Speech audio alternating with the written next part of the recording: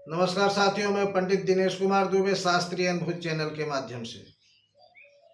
साथियों, आज हम आपको बताएंगे कि कैसे कर्म से अपने भाग्य बदल जाते हैं।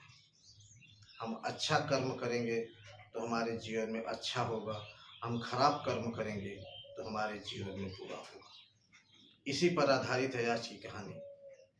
किसी जंगल में एक शिवालय, शंकर जी का मंदिर था और वहां पर एक महात्मा रहा करते थे। प्रकृत्य नाम था महात्मा जी का। बहुत वर्षों से भगवान शिव की अनन्य भक्ति थी, अनन्य पूजा किया करते थे। उनको और कोई कार्य नहीं था, बस वो सिर्फ भगवान की पूजा अर्चना में दिन रात लगे रहते थे। संयोग बस उसी जंगल में एक डाकू भी रहा करता था और उस डाकू का नाम था अस्थिमाल। अस्थिमाल नाम का डाकू था और वो गांव देश में तो चोरियां करता ही था, मंदिरों में भी वो लूटपाट मचाया करता था। चारों तरफ उसका डंका बजता था, उसके नाम से लोग कांपते थे, डरते थे उसको। संयोग से एक दिन अस्थिमाल की नजर जंगल में उस शिव मंदिर के ऊपर पड़ गई और सोचा हो न हो यहाँ कुछ न कुछ तो मिलेगा। यह सोचकर उसने मंदिर पर आक्रमण कर दिया, चढ़ाई किया और देखा तो वहाँ एक संत महात्मा बैठे हुए हैं। वो जाके सीधे महात्मा जी को बोला कि तुम्हारे पास जो भी धन है सब हमारे हवाले कर दो, नहीं तो मारे जाओगे। महात्मा जी ने कहा, कैसा धन? धन क्या होता मैं जानता ही नहीं। हमारे पास तो सिर्फ परमात्मा धन है, परमात्मा की पूजा पाठ करता हूँ, बाकी और तो मेरे पास कुछ नहीं है। उसने गुस्से में महात्मा जी को मारी एक लात कस के और महात्मा जी ढंगला के जाके शिवलिंग जो था पत्थर का, उसी पर उनका सर टकराया और सर फट गया, लगा खून बहने। और सर टकराने के साथ साथ ऊपर जो शिवालय था, शिवालय की छत से एक छोटा सा दरार हुआ और उसमें से लगी सोने की मोहरें गिरने। तब उस अस्थिमाल डाकू ने कहा, तुम साधु होकर झूठ बोलते हो, इतनी सारे सोने की मोहरें रखे हो।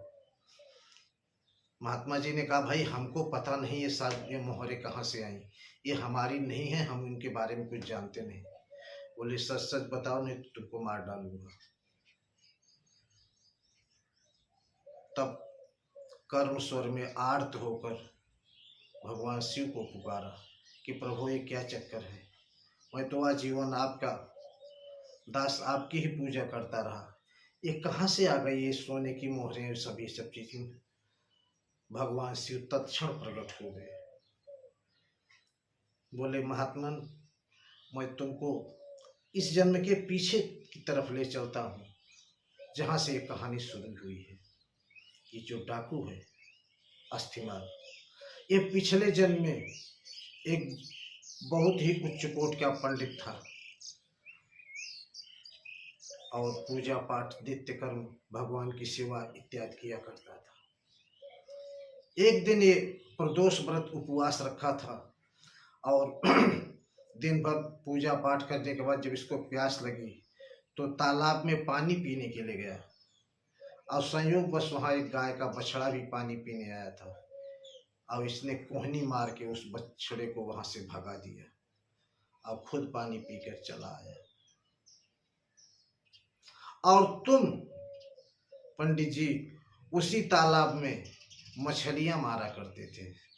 तुम एक बहेलिया थे, मछुआरा थे और तुम्हारा काम था मछलियां दिन भर मारना और मछलियां मारकर अपना गुजारा, परिवार का गुजारा। तुमने जब देखा कि बछड़ा प्यासा है और प्यास से तड़प रहा है तो दौड़कर पानी लाए अपने पात्र में और बछड़े को पिलाया। तो उस पुण्य के कारण तुम इस जन्म में पंडित के रूप में पैदा हुए और उसी पाप के कारण ये एक डाकू के रूप में पैदा हुआ। इसका आज के दिन राज्य तिलक होने वाला था।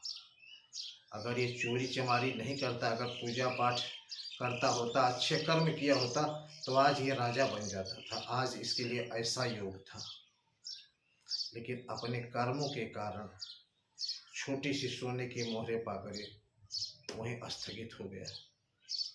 इसके जीवन की लीला में ही खत्म हो जाएगी। इसके आगे से कुछ भी मिलने वाला नहीं है। और आप पंडित होने के साथ साथ आजीवन पुण्य करते रहे। आज आपकी मृत्यु होने वाली है। पूर्व जन्म में जो मछलियों को आप मारते थे, उसकी वजह से आज आपकी मृत्यु निश्चित थी, लेकिन थोड़ा सा सर फटने से सारे ग्रह कट गए और आप सेफ बच गए। यह है कर्मों का फेर। हम जैसा कर्म करेंगे वैसा फल हमको मिलेगा। अच्छे कर्म का फल अच्छा, बुरे कर्म का फल बुरा। और आपको ही भोगना है, हमको ही भोगना है, कोई और नहीं। अपने कर्मों की सजा मनुष्य स्वयं भोगता है, और मनुष्य यह जान नहीं पाता है कि यह उसके कर्मों का परिणाम है। धन्यवाद साथियों।